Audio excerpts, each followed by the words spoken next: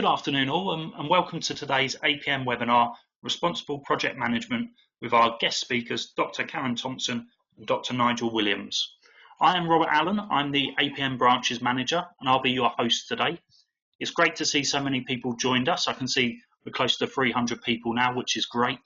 I hope this finds everyone well and I hope you enjoyed today's webinar. Please be aware that this webinar is being recorded and you are currently in listen-only mode. But that's not to say that we don't want you to be part of today's webinar. Karen and Nigel have got some polls along the way, so please get involved in those. But also in your main control panel, you'll see the option to submit questions. Karen and Nigel are happy to try and answer as many of these at the end. We're hoping that today we'll share some great information with you and we should be finished around 1:30. So that'll give you 1 hour of CPD towards your learning. I would personally like to say thank you to both Nigel and Karen, but also our volunteers from the APM SIG and branches who have kindly helped organise today's event. So enough about me, on to our speakers. So Dr. Karen Thompson is a senior academic in project management and a member of the Environmental and Threats Research Group at Bournemouth University. Karen is passionate about transforming project management practice and education through research. Dr. Nigel Williams is the reader in project management in the Organisations and Systems Management subject group at the University of Portsmouth. Nigel's research has examined stakeholder interaction using social network analysis, project capacity of organisations in post-conflict countries, and the evolution of project capabilities in organisations. So I'm sure they've got some great information to share with us now. So on that note, it's my pleasure to pass you over to our two speakers, Karen and Nigel. Thank you very much indeed, Rob, and thank you to APM and the People SIG in particular for allowing us this opportunity. So this is us.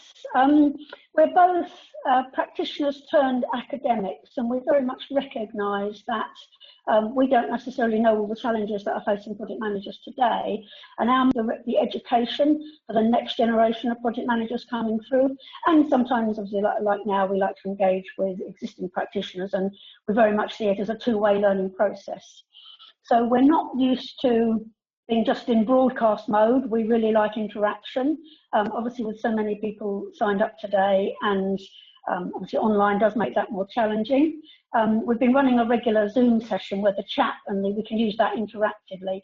But I know there is a chance today for you to post some questions to the chat, and we've built in some polls, as Rob's already mentioned.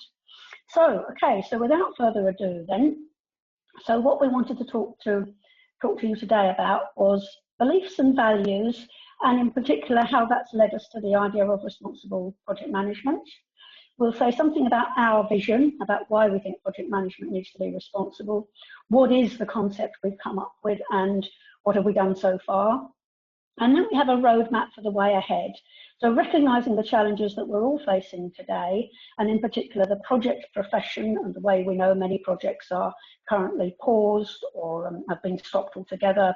Many project managers are furloughed, or if they're not, they're probably extremely busy. We know the IT sector and projects there are, people are probably busier than they ever have been. So we'll talk a little bit about how you can get involved given the current constraints and the pressures on your own time. So thank you very much indeed for joining us. So poll 1, please, Rob.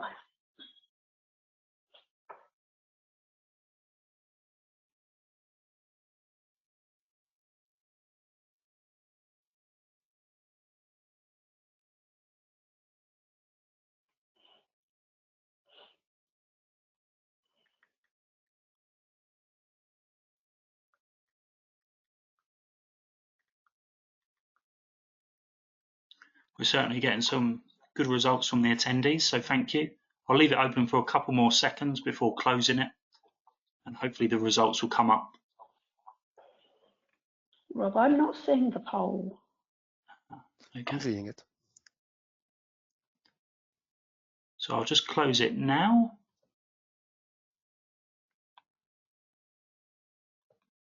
And I've shared the results. So implementing a plan, 33%, results orientated, 14%, hard, soft and technical skills, 33%, influencing the right people, 20%. So what these choices were beliefs and values that audiences we've been talking to, and mostly practitioners, have actually shared with us. Now I can't actually see the results, so I feel a little bit handicapped here. Can you see them, Nigel? Do you want to say something about what we just No, they just came off of my screen. But I can say something to this. So hi, I'm Nigel Williams. So 33% of people, Karen, put forward implementing a plan. 14% results oriented. 33% looked at it as a combination of hard, soft, and technical skills, and 20% of influencing the right people. Now that's in line with the results we get so far from practitioners. We get somewhat different results when we talk to students or academics or new project managers. So we see that the majority of our respondents looked at a combination of hard and soft skills, which is how we teach project management, and influencing the right people. Stakeholder engagement has been really critical to project management and being the distinctive characteristic of project management. And then we've seen people who've gone with implementing a plan and of course, the outcome perspective or results-oriented project management. Karen? Indeed. So yes, indeed. So as you say, it's interesting to see very similar sort of responses to those that we get when we're talking face to face with an audience, and interesting to see there's some recognition of soft skills and the need to influence people. Yeah. Okay. In fact, that's very positive. That there's a large number of people who incorporate either soft skills or stakeholder engagement as the more critical things for them in project management. Okay, indeed. So that sort of provides a little bit of a backdrop. I'm not necessarily convinced that's changed very much at the moment. So we were talking to people before the lockdown started. So that does, well, we've yet to study whether people's beliefs and values have changed during the lockdown. But anyway, so that gets us off to a good start. So why did we think project management needed to be responsible? Well, the circles there we've got on the right are sort of the way we view project management now. We have the project management aspects, the project manager and the team. We have the project itself, and then increasingly the literature, and by that I mean the bodies of knowledge as well as the academic literature, recognises that projects sit within an organisational context. The reason that is shaded slightly differently is because the extent to which project managers feel they can influence that does vary, and indeed the results from the audience in the poll sort of confirm that. The one big element of the context for a project that is largely not yet reflected in the literature is the societal context, and that, as we've illustrated with an example that we'll come to in a minute, how that is changing and starting to threaten our ability to deliver projects successfully. Okay, so why responsible? Well, one of the drivers was the fact that there's already a body of literature around responsible management, and that has these three elements sort of featured there in various guises. So you've got the ethical dimension, sustainability, and you've got some social dimension to that. And those are quite often, quite largely reflected in, for example, the work done by the different professional bodies in their codes of conduct, their ethics guidance, and so forth. So if we put a project management in that context, so there's the organisational, that's the organisational setting, and then we have a project and project management within that. But of course, with projects, quite often it's not that simple, of course, because there's not just one organisation involved. So the reality for project management and many project managers on the ground is that social context, there are multiple versions of that, multiple takes on that, depending on the organisations that you're involved with. They won't necessarily all have the same view of ethics, sustainability, and social. So that's how we see project management in context. And then there are some particular touch points there that I'll just invite Nigel to say a few words on those. Right. So the responsible management literature is relatively new. It started out in 2008 as a sort of response to the financial crisis, and it's codified in the area or the idea of principles of responsible management education, where we recognize managers' roles as change agents and the ones who shape the activities of organizations. So the idea of responsible management is to build a values-driven manager, not really driven by values before, but to develop tools, techniques, systems to ensure that managers can give voice to their values, that they can act upon the initiatives. So the boxes are where the areas of ethics, sustainability, and social responsibility all interact. So the ethics and sustainability align because it's not just that you want to perform sustainability actions, but you want to have values guide the extent to which you influence those, or you enact those sustainability actions. So the typical example is in large projects, if you've got a hydraulic dam or one of these large displacements, they provide clean power, but they displace people. So how you manage that process should be guided by your ethics. On the ethics and social sustainability side, that influences the sort of stakeholders that you include as you consider creating your actions, as well as how you engage with them. And then, of course, social sustainability is recognizing that sustainability actions and activities exist within a context, and they have to align with the requirements and norms of the society. It's not, while those norms can be changed, you can't necessarily implement dramatic actions that society would not necessarily accept.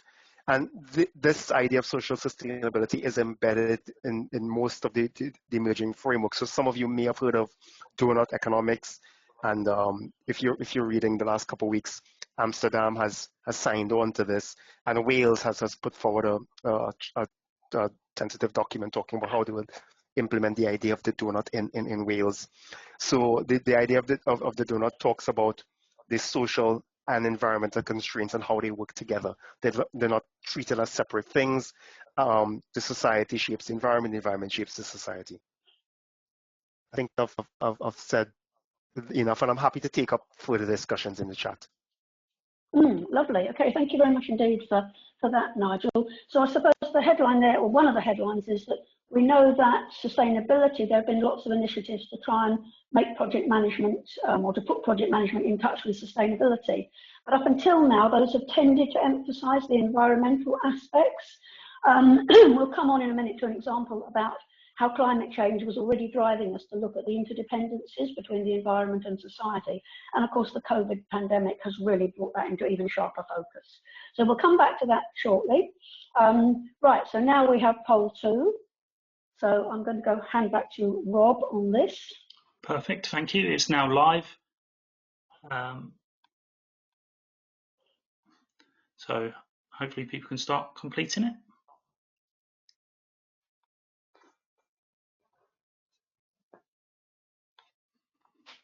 I can see some good responses coming in.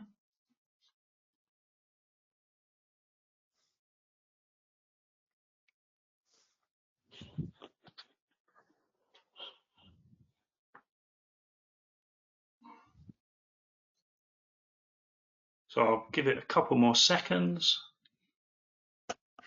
and I will close it now and I'll share the results. Oh, perfect. So we've definitely seen some good responses from people. So Karen, hopefully you can see. I'm not seeing this, so I'm going to get Nigel to talk to this. I can discuss them. Again, these are quite encouraging results, Karen, because 52% of our attendees say that they're regularly reporting on social and environmental impacts, which is excellent. 10% talk about regular reporting on environmental impacts only. 10% talk about reported project closure and social and environmental impact. 3% report on project closure and environmental impacts only, and 24% on no monitoring or reporting. So now, of course, there's an element of self-selection because the APM does talk quite heavily about social environmental responsibility. It is part of the strategy to deliver societal benefit, as well as the sort of people who would come to responsible PM talk are going to be more likely to engage with these issues. So, but still, this is much higher than what the literature and empirical research would predict. Okay, perfect. Yes, wow, that 52% is very impressive. So as you say, obviously the selection, in research terms, the selection bias here is great. And I guess a lot of this audience are people we would love to talk to further about what's involved in that and how that maps on to current bodies of knowledge and so forth. So great, thank you very much indeed for everybody who responded to that one. Okay, so then moving on to our vision. And I've got some slides in a minute that show you how we got to sort of where we are now. But very basically, where we've come to is that when we first started talking about this, many of the audiences we were talking to were saying, well, this isn't our responsibility. This is the responsibility of the project sponsor or the organisation I work for and so on. But then we came in, and indeed people that were looking at professionalisation of project management, and this is driving change not only in the APM but also in other professional bodies. If we want project management to be seen as professional, we can't just say we are doing what other people tell us to. So being professional means starting to be more responsible for the impact of our projects on society. And in the time we've been talking about this, and we only started around the end of 2018, that narrative has already changed. Audiences that we were talking to by the end of 2019 and beginning of this year certainly were much more open to that idea, that actually being aware of this, they recognised and felt about that there were many challenges, but nevertheless that was something that we should be starting to look at and to become much more able to handle. Now, one of our other arguments was that project managers are really well placed to do this. We already have the skills of bringing together diverse stakeholders who don't always agree, and we're really good at that, negotiating a path ahead that actually balances different requirements and different options. So project management, certainly in my view, is very well placed to start taking much more of a lead on driving forward this responsibility to society. And indeed, for those that have heard of the United Nations 17 Sustainable Development Goals, they very much integrate the needs of society with the needs of the natural world and the planet. So unlike many previous sustainability initiatives that were very much couched in environmental language, the SDGs provided a framework, and RPM is very much using that framework. So what have we done so far, to just briefly explain how we've got to where we are now? So we started with this idea about the literature on responsible management. You'll see there in the middle at the top the 17 Sustainable Development Goals that very much combine and integrate society's needs across the world, developing countries and the developed world, with the needs for, well, they actually talk about economic growth. And I know that is, donut economics does question whether we can continually keep on growing. I quite like the definition of sustainability that the Association of Sustainability Practitioners, one of the definitions they've got is it's all about enough for everyone forever. That's a very simple, succinct definition that I think really illustrates that it is about people. We're not trying to save the planet for its own sake. The planet will be fine with or without humans. So it is about balancing all these needs.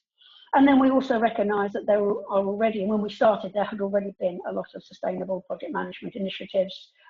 I think the sustainable project management itself had actually been around for 10 years. So we've been talking about some of these things for a long time. However, our focus that was slightly different was around the competencies, the new competencies of skills and knowledge that project managers need to develop, and in particular, new project managers coming through, so therefore our education needs to change to reflect those new competencies that are required to actually balance these requirements in a modern environment. So we held our first we called it a social learning workshop, where we brought together both academics and practitioners. That has actually underpinned all of our work. It's been very much about bringing different groups together, because historically we've had research on project management that has not necessarily always been as relevant to practice as it might have been, because the groups of people haven't necessarily always come together. So there were lots of calls to hear from practice and to combine that with research expertise. So we brought together a lot of people and said we all want to learn together. Out of that came the first guide to responsible project management and our first website to support that.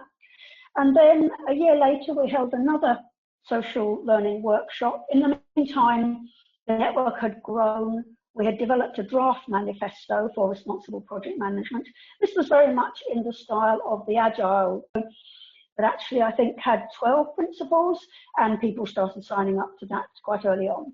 So we sort of, in the second learning workshop, we actually refined the draft of the manifesto until we got to a point where we had a manifesto that those present, and we had some people join us virtually from as far afield as America and Spain, that we got to a consensus around what we felt we could sign up to.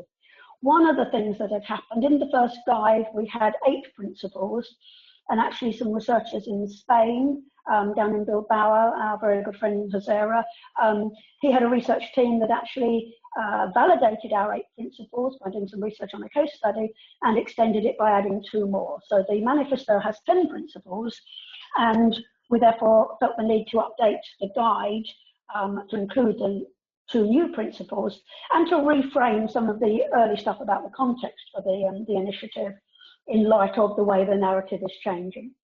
And that was also when we began to focus on that actually what we were really about was trying to change beliefs and values about project management.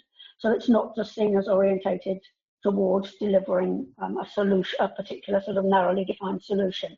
And I was very, very heartened to see in the first poll that many of you already sign up to that view of project management. So here's the manifesto itself. I'm not going to walk through this in too much detail at the moment, except maybe to highlight the key values that are on the left-hand side of your screen there. And again, this was very much working very closely with the Association of Sustainability Practitioners, who had really refined their idea of how businesses could become more sustainable. And it was all about conscious awareness, so raising people's awareness of the impact they were having on the environment and on society. The idea about circular economy, Nigel's mentioned donut economics and the circular economy, those ideas have been around for quite a while, but actually it's quite challenging to bring those into the idea of a project. It's much harder to green a project than it is to green a sort of a fairly conventional supply chain. So the idea that we need to look at what we're consuming and not just reduce the harm we're doing, but actually flip that on its head and increase the beneficial outcomes that we can have. And then the other key change that we identified was a need to collaborate much more. There is no competition to save humanity, to improve the situation across the world. We may be in competition in particular narrow areas of the economy, but overall there is scope for a great deal more collaboration and engagement in preference to competition and a sort of a control type model of project management. So we still recognise the need for projects, programmes and portfolios to deliver on targets, the triple constraint, the iron triangle, cost, time and quality.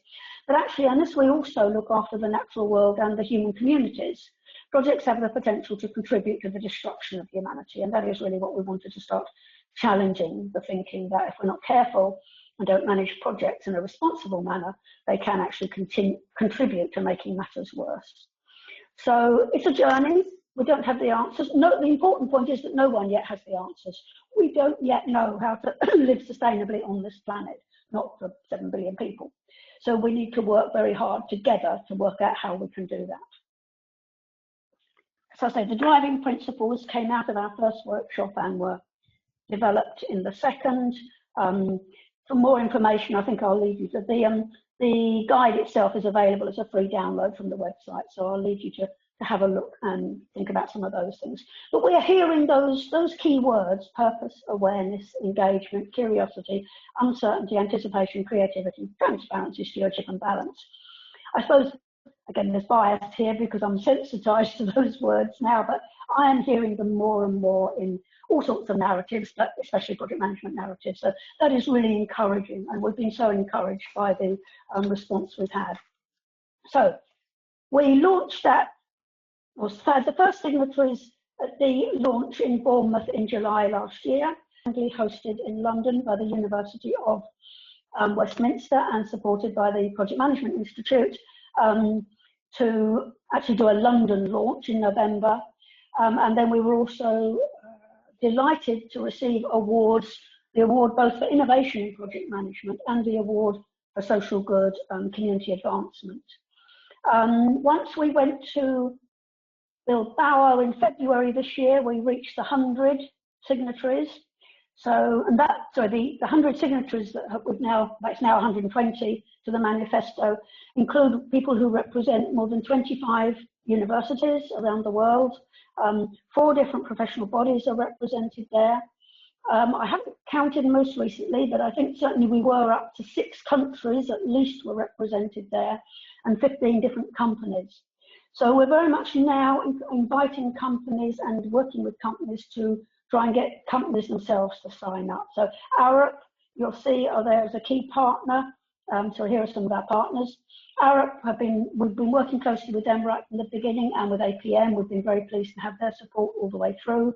We had the first sort of signing ceremony up at Gleeds recently, just before the lockdown, where the Global Chief Executive of Gleeds signed up to the principles of responsible project management. So we're absolutely delighted with all that response. So this is just a repeat of that left-hand side of the manifesto. So it's a call for project managers to expand their roles by advocating for beneficial project outcomes. I suppose in a nutshell, that is the manifesto.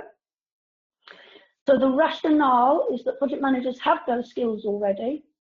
They can make stakeholder connections, and they have the technical skills of negotiating and collaborating. But what we need to do increasingly is to recognise the challenges and opportunities that come from the interdependencies between that social context, the political context, the technological, and indeed one of the most recent examples before the COVID outbreak was the climate. So traditionally, project managers have believed that their responsibility was inwards towards the project, but we would argue that increasingly, and I say it seems like most of our audience today are already on board, need to look outwards to the wider responsibilities of project management. So the example we were using, and it illustrates the need for this, really was climate change. So it illustrated many of the challenges that project managers face. So stakeholders in many areas, certainly when it comes to climate change, we were seeing a growing consensus around a need to act. So you had things like local and central governments declaring zero carbon targets. I'm not sure what the number is, but there were many parts of the world where agreements were either in place or being negotiated. But of course, success in this area, however brilliant the solution is, say to deliver a new wind farm, technological change alone won't deliver what we need. It needs to be harnessed with behavioural change in society. So success for delivering projects will no longer be sufficient to deliver an excellent solution. We have to really start engaging with how it will change behaviour. And then also we're seeing increasing amounts of citizen activism, and even organisations themselves signing up to, for example, the We Declare initiative was one example. So these things are increasingly putting pressure on projects. So in relation to that example, we identified there would be new types of projects, projects that we haven't seen before. So these might be more like the projects we see in disaster management, emergency response projects. There'll be projects that are around plan mitigation and planned adaptation. And there'll be many decommissioning projects as businesses exit for products and industries that will have their own different challenges. So there will be many projects, and our assertion is that many of those will fail because of these new challenges. So the possible reasons we'd already identified in relation to climate change why projects might fail was the opposition from people, local and national activism and action. Behavioural changes are very difficult to achieve. Project analytics may go a long way towards helping us deliver better results on things that can be measured. But of course, we're moving into an area where there's a sort of big lack of knowledge and lack of understanding about what we actually have to achieve. And incredibly, then you've got the social side of this, where citizens are increasingly demanding that organisations share and demonstrate their values. This is driving businesses to change their business models, and it'll increasingly challenge projects. And fundamentally, if people don't trust the intention of those driven projects, they will oppose them. And one of the interesting strands of activity we've had around responsible project management has been the work of one of the team, Dr. Shirley Thompson, around developing competencies in having responsible conversations. And one of the central tenets there is around intention is key, but that's probably for a different webinar. Okay, so we're on to poll 3, and again, I'm a little bit handicapped, so I'm going to hand over to Rob, and I believe Nigel is actually going to more or less take over at this point. So over to you guys. No worries. Perfect. Thank you, Karen. It's definitely live and some people are responding. Apologies, Karen, that you can't see the results. No worries, no worries. So we're definitely getting some results coming through, and I'll share those shortly.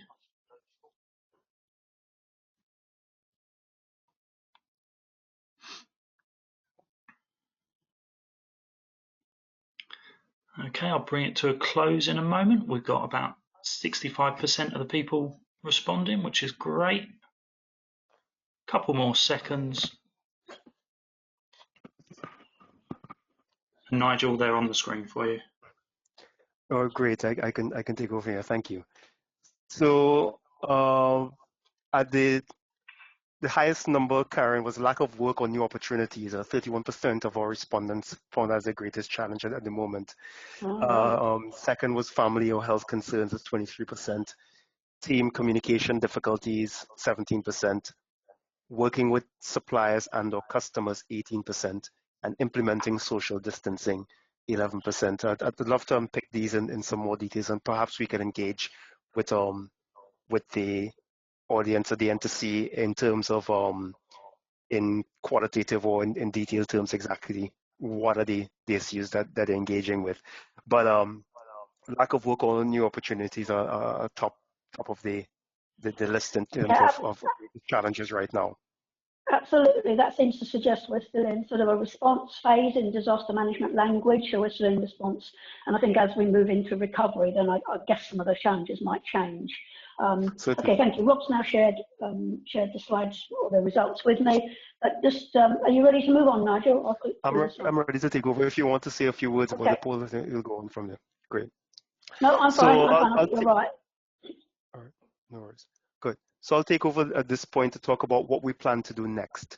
Now, we are at an unusual stage in our development because when we conceptualize our PM, we went from having conversation with people saying that this is a step too far, from the people saying that this is exactly what we need, to getting corporate signups. And now the discourse and the consensus is pretty much aligned with the sort of the ideas we've been talking about over the last couple of years. So the idea is not necessarily to talk about where we have been, but where we want to go next.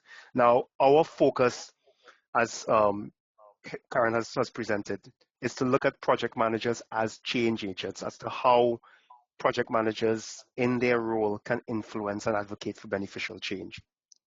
This is not necessarily new. Where we find there's a lack of knowledge is that how is that going to be done? So our initial ideas of putting together the manifesto and the roadmap and the guide to responsible project management was building a community of like-minded people to go on this journey with us. We weren't necessarily, we've built RPM in public. You know, a lot of research projects are internally focused and then they release the research outputs at the end, which they go on to debate. We haven't done that. From the very beginning, we've learned with the community and we've developed and grown with the community. So some of the ideas that you see discussed here have come from our conversations with practitioners and academics and students over the last couple of years. And we want to continue that process of open development, of engagement, and of learning with people rather than developing knowledge for people. So we'll present where we're planning to go next in terms of development. Karen, the next slide. We recognize now that COVID-19 hasn't just changed economic circumstances for many project managers, and we see that this year with lack of opportunities as responded to in the poll. It's also changed personal circumstances because you can't interact with the people that you used to in the way that you used to. So while we have our own immediate concerns, as academics and as sometimes practitioners, our students are now going off into an environment where there's no work, and that they are also project managers who are in scenarios where they've been curtailed or they find the next opportunity difficult. So a discussion that we had with the Major Projects Knowledge Hub and with other universities is around the idea of virtual internships or virtual job shadowing. Because for undergraduates who would be finishing their degrees in, say, June or July, and for postgraduates who will be finishing in September, they are coming out into an environment where the placements are being cancelled, opportunities are being withdrawn, or less opportunities are available. So we thought, since all work is now, most project work is now remote anyway, would it be possible for project teams who are still functioning and who might find that they're busier than ever to provide virtual internships or job shadowing to support some of these project managers and students who are transitioning into the job market? So we're looking at short internships, 2 to 3 months. Wish to list opportunities, and we'll think of the best way to host that. We have a little bit of time because students, undergraduates, aren't going to be finished with their program of study until mostly July, and postgraduates until September, October. And some of the example activities we think that could form possible short-term 2 to 3 month internship, things like compiling and communicating lessons learned, review of benefits realization, supporting the project manager in communicating to different audiences, project reporting, analyzing data from stakeholders. Some project management students have very good analytical data science skills, and they're quite useful in that area. Reports, presentations, social media activity, again, communicating with different audiences, and even shadowing a project manager for a short period of time. So at least in that way, this year's graduates and new project managers in transition can get some experience with an organization working on remote projects or working on projects remotely, where they can then build up some experience to apply to a role when things become a bit clearer and more opportunities start to emerge. Next slide. We're also compiling case studies and reports because we need to get examples of good practices that we can share among ourselves and with new practitioners. So we're looking for two things: projects delivering on one and more the UN SDGs. Now, some of your organizations are already reporting this because I've looked at quite a few sustainability reports. Arup does a good job in that area, as well as GLEADS and JM Murphy, the larger organizations, and certainly some of the small organizations as well, that they're compiling narratives of projects that deliver more of the SDGs. We want to compile those on our site to have a database of these projects that can support teaching project management so students can see examples, as well as to support the project community, where all of these case studies are compiled in one place. It's easier for you to access rather than going to hundreds of organizational websites. And then, of course, social value reports. Now, large organizations generate social value reports or case studies, and I'm also quite gratified that 52% of the people on this chat have indicated their organization would monitor and report at the end, or at least do some sort of monitoring. So I'd love to get copies of reports from you that, or at least links to your reports, so we can share that information with the audience and with the project community. And there's a place in which all of this is compiled. Next slide, Karen. Okay, great. I was just going to say the social value portal there is underlined because that was a link, but if people can't click on it, if they just do a Google search for social value portal, that will provide a lot more information about that for those that aren't familiar with social value. Okay. That's right. And since we are talking about learning and developing competencies, I know many project managers develop their competencies in practice, but we also teach quite a large number of students, and particularly most business schools will have a large number of students who do at least one unit in project management. That's a foundation in project management, or fundamentals of project management, introduction to project management, where the basics of project management are taught.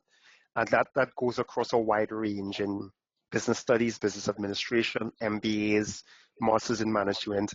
There's always an introduction to project management. So we thought this would be a great opportunity to reach not the next generation of project managers, and to begin orient them to these ideas even before they graduate.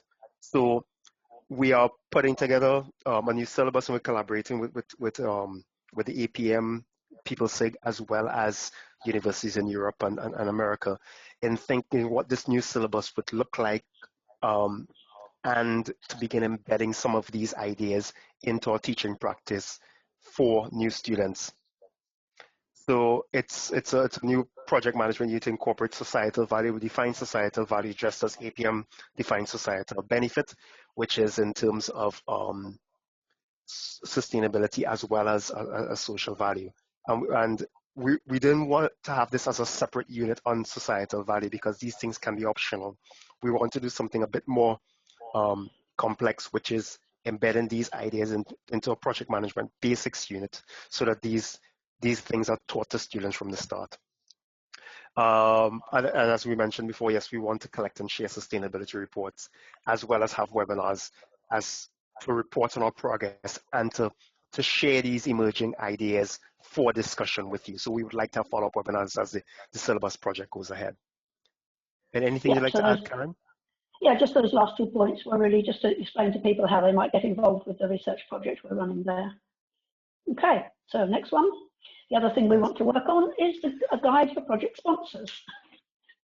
Yeah, we've presented a guide to responsible project management, 2 versions of it, and we've had lots of discussions with project managers who are saying we like this, however, our project sponsors set the domain, so it's really difficult for us to just have these conversations if the sponsor is not on board with it.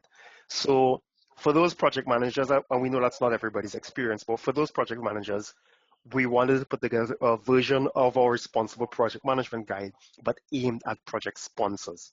So if you look at the guide, it's a compilation of knowledge. It's the thoughts and ideas of over 30 people and organizations.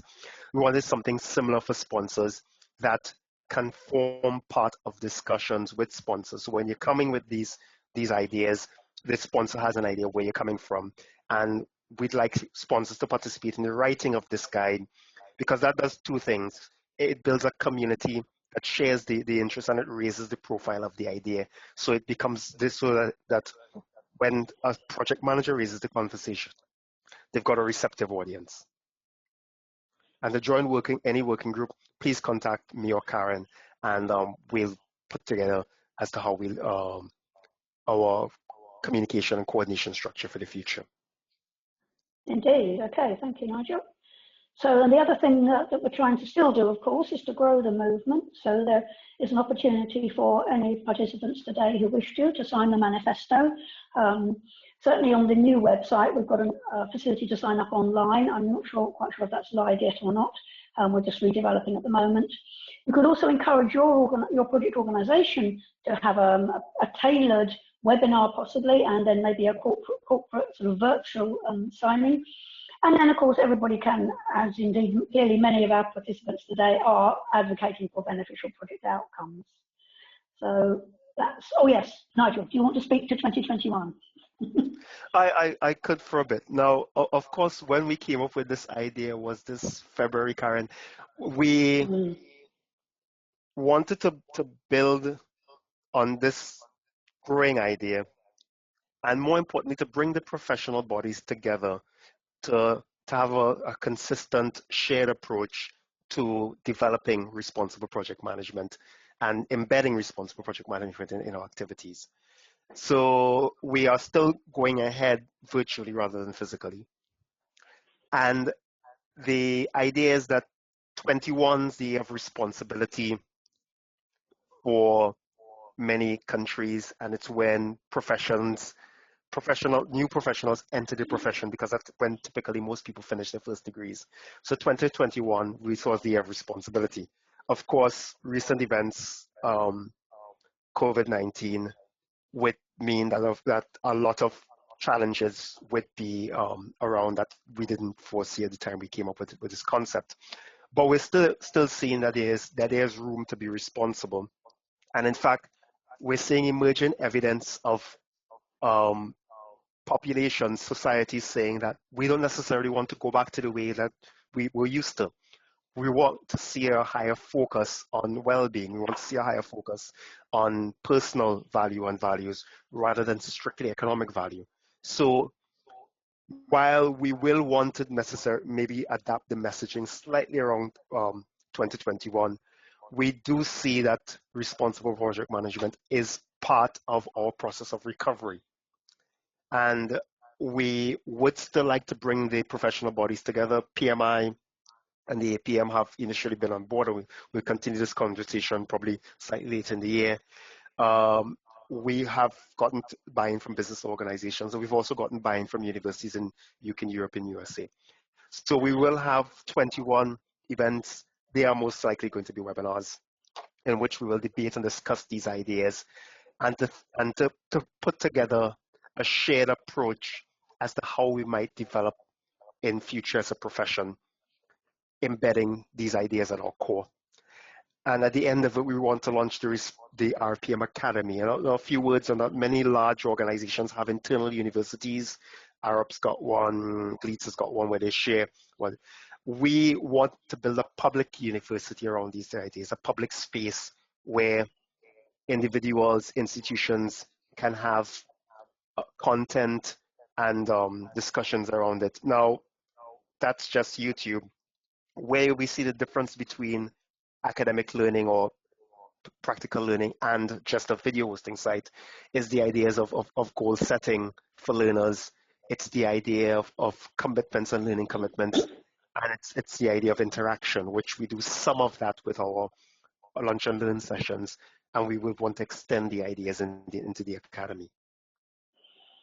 Okay, the other thing to highlight there is that for probably about 10 years now at Bournemouth University, we've had an event that we've called it PM at BU, that has brought together students, academics and industry collaborators from APM and PMI. And I know that has increasingly been seen as a really good model and a way of professional bodies engaging with students. And what we're suggesting, one of the core ideas behind 2021 was that we would encourage other universities to work with their regional or local branches of professional bodies to try and really develop that model and extend it much more widely, because that has been just so successful for us. And of course, we're shifting now from it being PM at BU to being RPM at BU. Okay. Anything else to add to that, Nigel? Or should we move on? Okay, no, so there's a summary about roadmap. Yeah. Okay, and I think that leads us nicely on to poll 4. That's right. Perfect, thank you, Karen and Nigel. So poll 4 is open. So I can see some people are voting, which is great.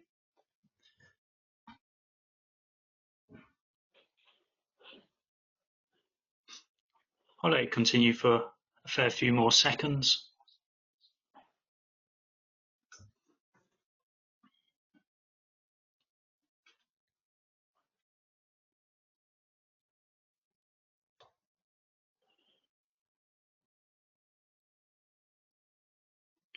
So we're over 60% completed so far, so I'll give it a couple more seconds and then share the results.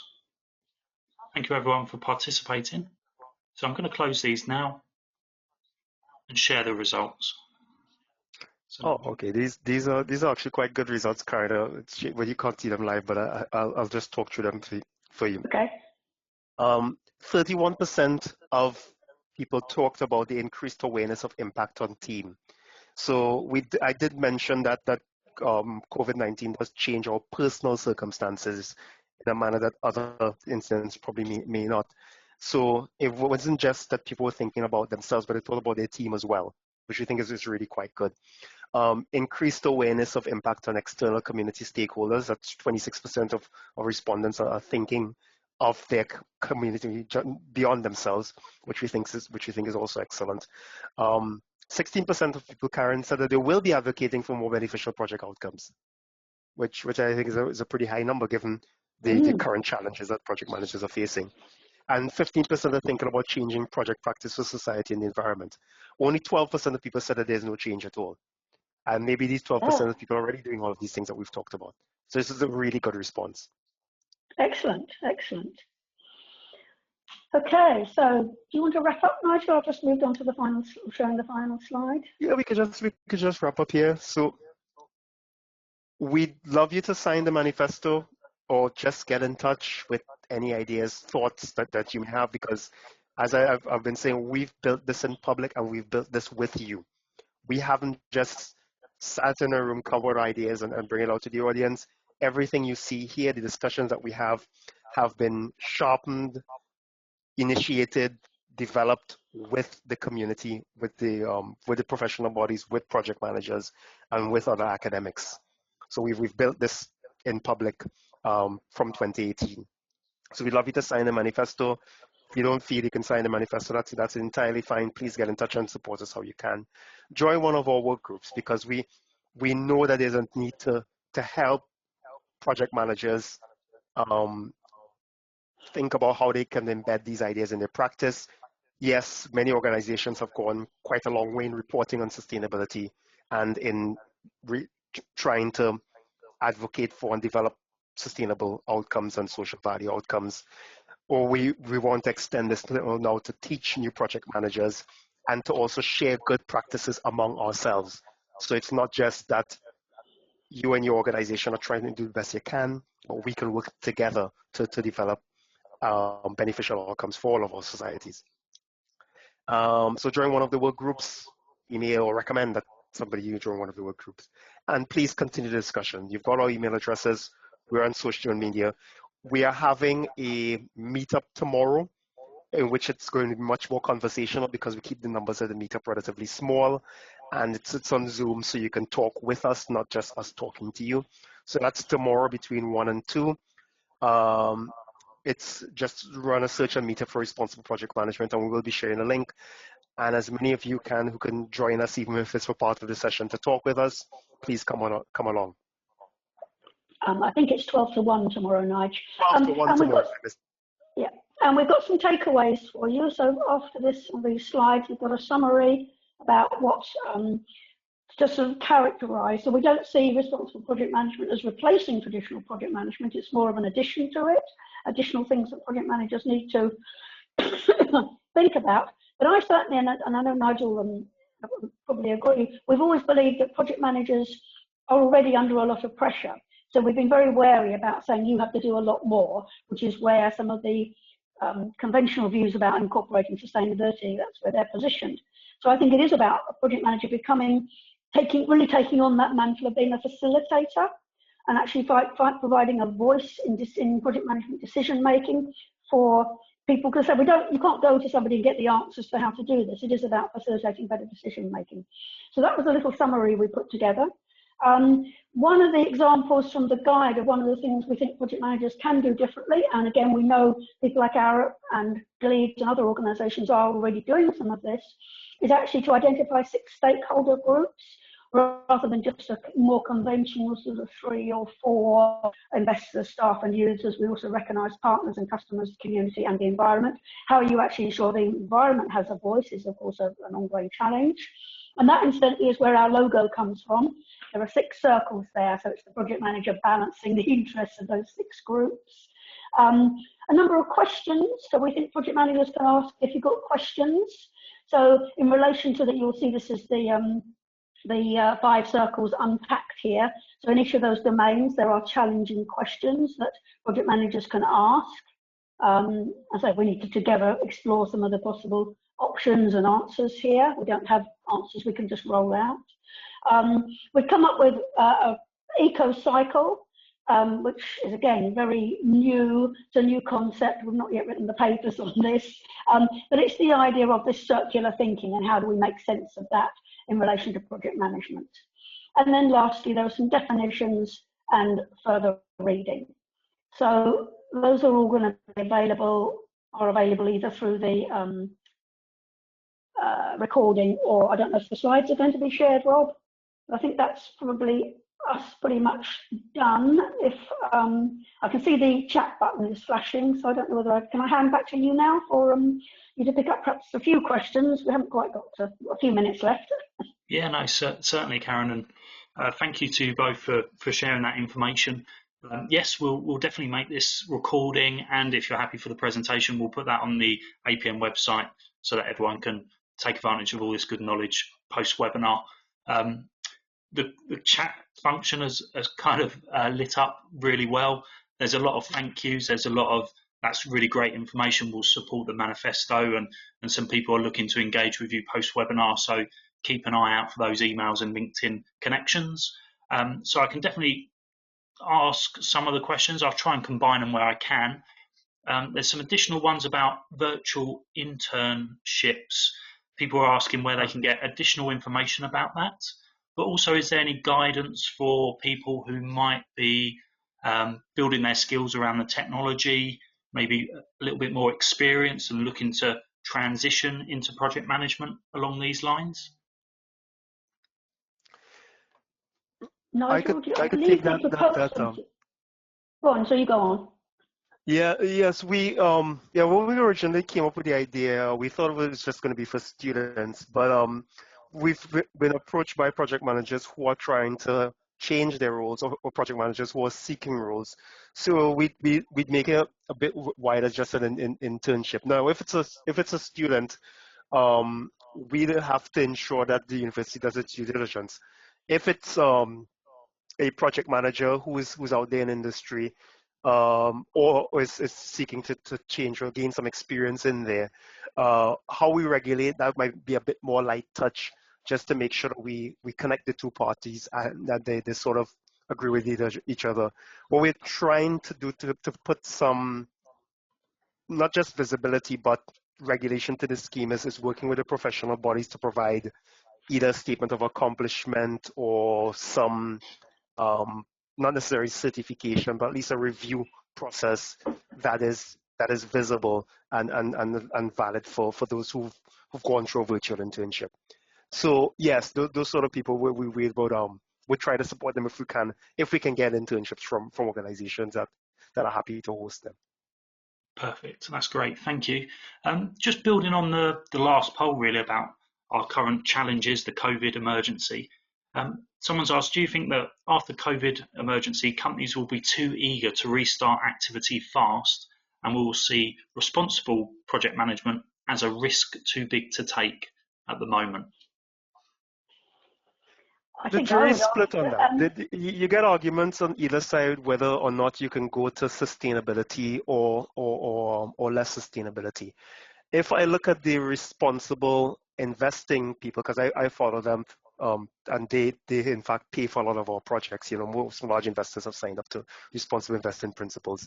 They've said that they aren't changing their commitments to sustainability, and in fact some have said that they'd increase it. Newer investors, particularly in Asia, are saying that they wish to increase their commitment to sustainability.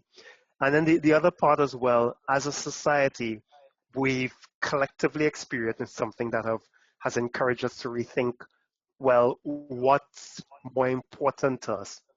And it's interesting to see that even when organizations are saying we'd like to reopen, or even governments are saying there are people in the population saying, well, no, life is more important, and we want to do this responsibly.